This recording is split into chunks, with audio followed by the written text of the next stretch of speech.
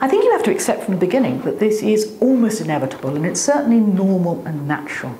After all, two human beings, two adults fall in love with each other. They don't necessarily from the beginning accept that there's somebody else going to come along too. Children do come too when you do marry into a step family or form a relationship with someone who has a child from a previous relationship. And that child, in a sense, proves and is actually living proof that your partner loved someone before you. And that can obviously be a bit painful and natural cause for jealousy.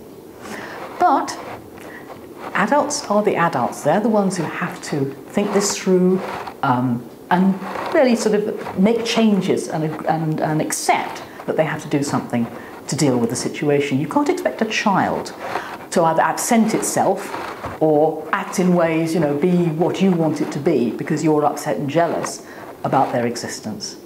So if there is stress going on here, the two adults do need to sit down together, talk it through, explore what's going on, accept that it's not the child's fault and it's not necessarily the child's behaviour. What often happens is that people may say, this child is bad, this child is this child is that, as if it's the child that's actually causing the situation. The child may be acting up, but they're doing so because they themselves see this as a very painful situation. They didn't choose it, they didn't necessarily want it, and they might be making a protest in their behaviour.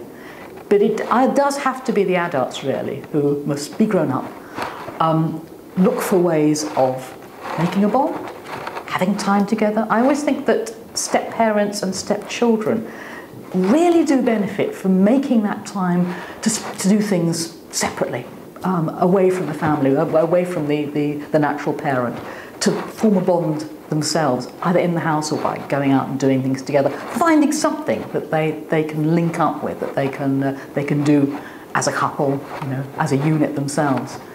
And I think that's the way forward. It is to accept that it's not the individuals that are actually at fault, it's the circumstances that are always difficult, and to think that through.